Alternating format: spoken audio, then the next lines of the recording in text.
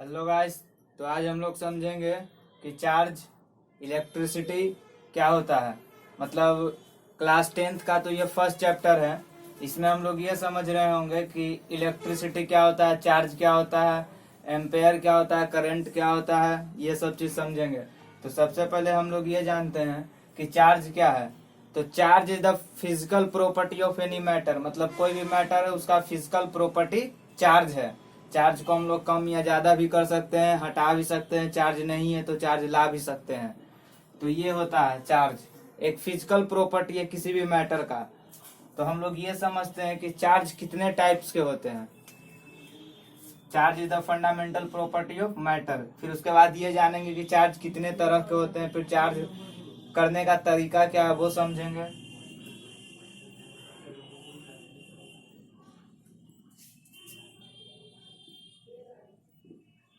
Types of charge. तो सबसे पहले ये जानते हैं कि कितने टाइप्स के चार्ज हैं। तो first positive charge,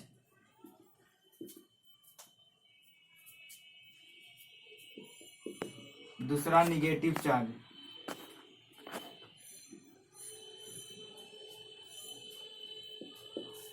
positive charge और निगेटिव चार्ज। चार्ज दो ही तरह का होता है। कोई भी ऑब्जेक्ट अगर चार्ज है तो या तो उस पर पॉजिटिव चार्ज होगा या तो निगेटिव चार्ज होगा। अब देख लेते हैं इन दोनों के बारे में कुछ।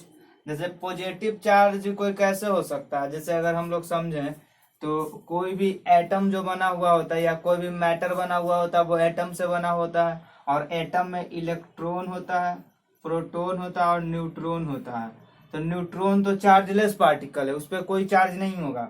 लेकिन इलेक्ट्रॉन पे माइनस चार्ज होता है, प्रोटॉन पे प्लस चार्ज होता है। तो अगर किसी भी ऑब्जेक्ट या किसी भी मैटर से इलेक्ट्रॉन अगर आ गया उस पे तो मतलब निगेटिव चार्ज आ गया।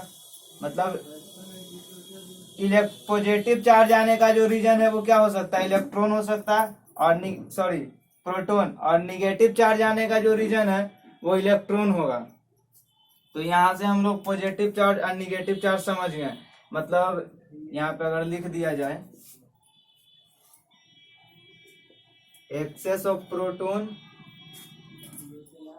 या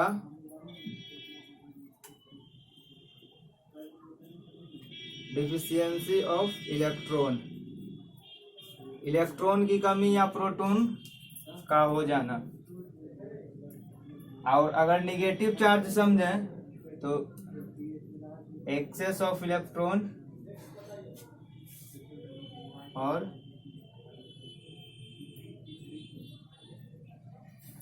deficiency of proton.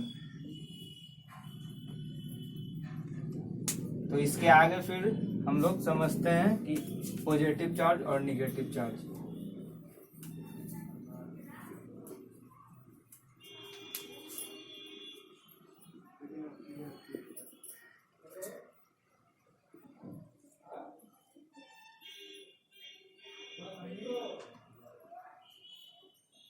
Like charge repel each other. मतलब कि अगर यहाँ पे पॉजिटिव चार्ज और यहाँ पे भी पॉजिटिव चार्ज है तो एक दूसरे को रिपेल करेगा, एक दूसरे को धक्का देगा।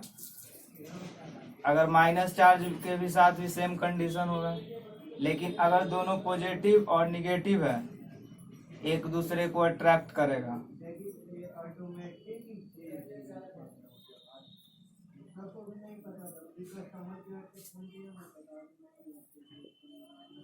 Unlike charge attract each other. ये था कुछ चार्ज के बारे में बेसिक इंफॉर्मेशन। इसके बाद आगे बढ़ते हैं।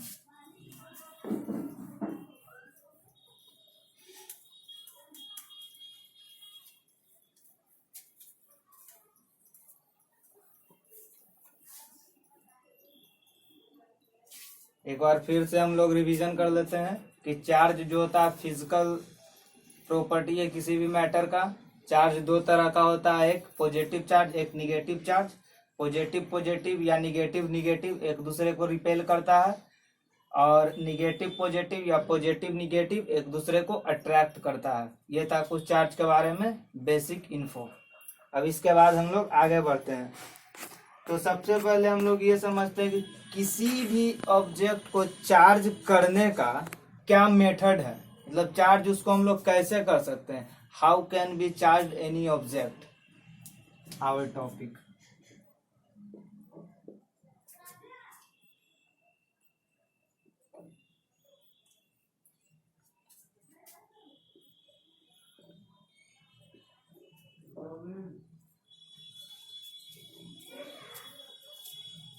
First friction, second conduction, third induction. ये था चार्ज करने का तरीका। फ्रिक्शन में क्या होता है, कंडक्शन में क्या होता है, इंडक्शन में क्या होता है, ये क्लास 12th का टॉपिक है, इसको बाद में डिस्कस करेंगे। बस अभी के लिए इतना ही समझते हैं कि चार्ज करने का 3 तरीका होता है, जिसमें एक है फ्रिक्शन, दूसरा कंडक्शन, तीसरा इंडक्शन।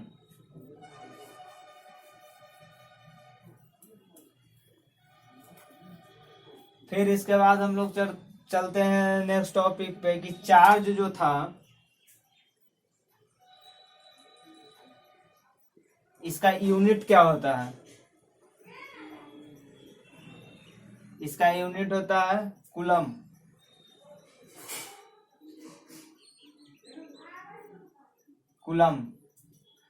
तो बात आता है कि एक कूलम को कैसे हम लोग डिफाइन करें। Define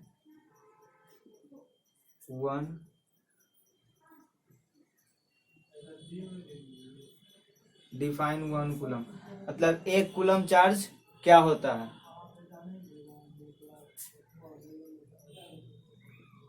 one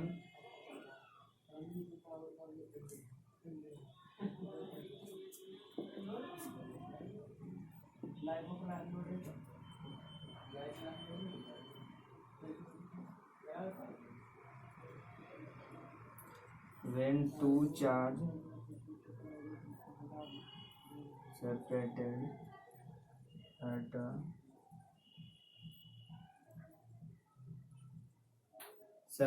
at a distance of 1 meter and force of attraction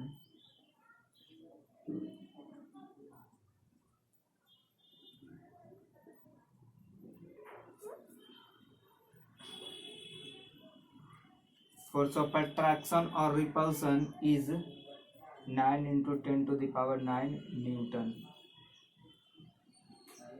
अब हम लोग पहले समझे थे क्या कि दो अगर चार्ज है तो ये एक दूसरे को अट्रैक्ट करेगा या एक दूसरे को रिपेल करेगा।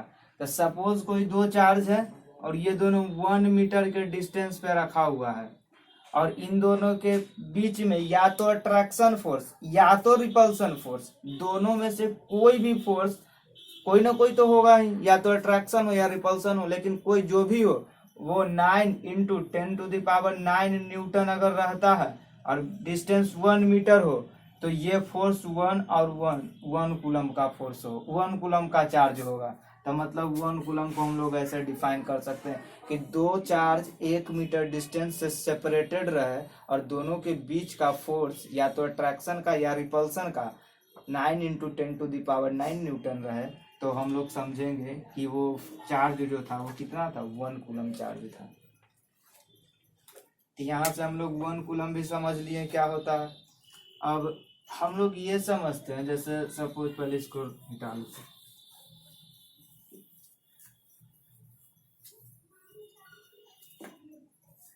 इसके बाद ये समझते हैं कि हम लोगों को पता होगा कि एक इलेक्ट्रॉन पर 1.6 into 10 to the power -19 coulomb negative का होता है, मतलब इतना चार्ज निगेटिव में, और एक प्रोटॉन पर 1.6 into 10 to the power -19 coulomb plus का चार्ज होता है। तो फिर एक कूलम अगर हमको चार्ज चाहिए, जैसे एक इलेक्ट्रॉन पर इतना चार्ज है एक इलेक्ट्रॉन पर इतना चार्ज है और एक प्रोटॉन पे इतना चार्ज है, तो हम लोगों को अगर 1 कूलम चार्ज चाहिए तो हम लोगों को कितना इलेक्ट्रॉन देना पड़ेगा। अगर माइनस में चाहिए तो कितना इलेक्ट्रॉन देना पड़ेगा, और अगर प्लस में चाहिए तो कितना इलेक्ट्रॉन निकालना पड़ेगा। क्योंकि प्रोटॉन के साथ तो हम लोग कुछ नहीं कर सकते, कि प्रोटॉन जो होता है वो न्यूट्रॉन के साथ, न्यूट्रोनियन फोर्स के साथ बंधा हुआ होता है। तो प्रोटॉन को निकालते नहीं है, इलेक्ट्रॉन को या तो डाल देते हैं या तो निकाल लेते हैं। चार्ज करने का यही तरीका है। तो 1 कूलम चाहिए तो यहाँ से हम लोग सॉल्व करेंगे यही इक्वेशन को या यही चीज को, तो हम लोगों को मिल जाएगा कि 1 कूलम चार्ज के लिए कितना इलेक्ट्रॉन चाहिए। अगर पॉजिटिव में चाहिए तो इलेक्ट्रॉन निकालेंगे, निगेटिव में चाहिए तो इलेक्ट्रॉन दे देंगे। तो समझते हैं, एक इलेक्ट्रॉन का जो चार्ज होता है वो 1.6 into 10 to the power minus 19 coulomb होता है। तो मतलब 1.6 into 10 to the power minus 19 coulomb charge बराबर 1 इलेक्ट्रॉन। तो 1 कूलम चार्ज बराबर 1/1.6 into 10 to the power minus 19 electron. अब इसी को ऊपर ले जाएंगे, फिर 1 कूलम बराबर 1, फिर 1.6 आइए 10 टू द पावर प्लस में 19, ये ऊपर गया तो प्लस में 19 हो गया। अब इस पॉइंट को भी हटाएंगे तो ये 10 से और मल्टीप्लाई हो जाएगा, मतलब कि 10 पे पावर 16। तो 1 कूलम बराबर, इसको हम लोग ऐसे भी तो लिख सकते हैं 100 इंटू 10 टू द पावर 18 और नीचे 16। इसको अगर काटेंगे तो 6.25 में कट जाएगा।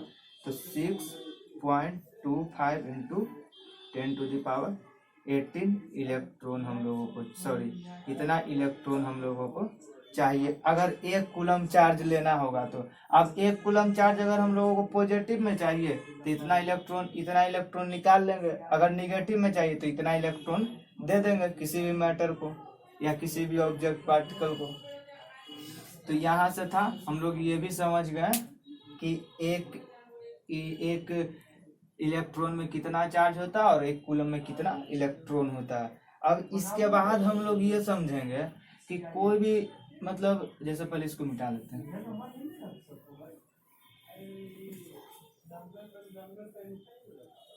जैसे ये समझते हैं कि कोई भी मैटर है वो इलेक्ट्रिसिटी अगर पढ़ रहे हैं तो उसके आधार पे कोई भी मैटर को कितने टाइप्स में बांटा गया होगा। तो उसको 3 टाइप्स में बांटा गया। एक होता है कंडक्टर, एक होता है इंसुलेटर और एक होता है ये सेमीकंडक्टर।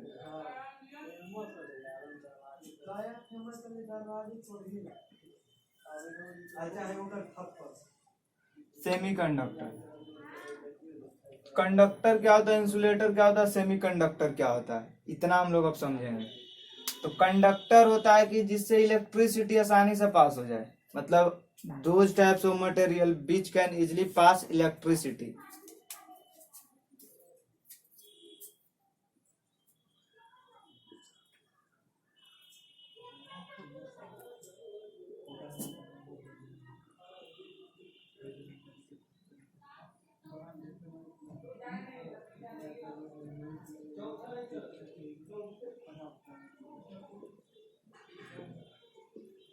इलेक्ट्रिसिटी। उसके बाद आता है इंसुलेटर। इंसुलेटर जो होता है वो इलेक्ट्रिसिटी पास ही नहीं होने देता। जैसे इसका अगर एग्जाम्पल हम लोग समझें तो इसका एग्जाम्पल हो जाएगा आयरन, सिल्वर, गोल्ड, कॉपर, इतना हुआ। फिर उसके बाद अगर इंसुलेटर का बात किया जाए तो इंसुलेटर होता है those types of material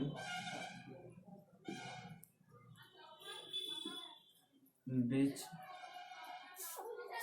can't flow of electricity, जो इलेक्ट्रिसिटी को खुद से पास होने नहीं देता। जैसे एग्जाम्पल अगर देखें तो प्लास्टिक, रबर,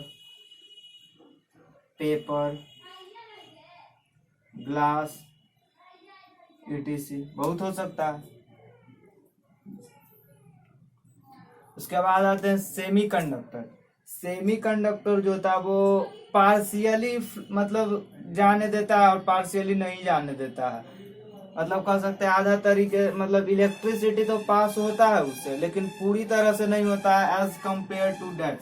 मतलब इसका जो कंडक्टिविटी होता है इन दोनों के बीच में होता है। इसका जो कंडक्टिविटी होता है इन दोनों के बीच में होता है। तो इतना समझ लिए।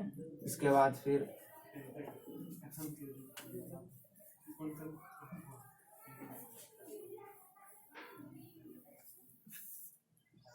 अब इसके बाद हम लोग नेक्स्ट वीडियो में देखेंगे क्या होता है। तब तक के लिए ओके बाय।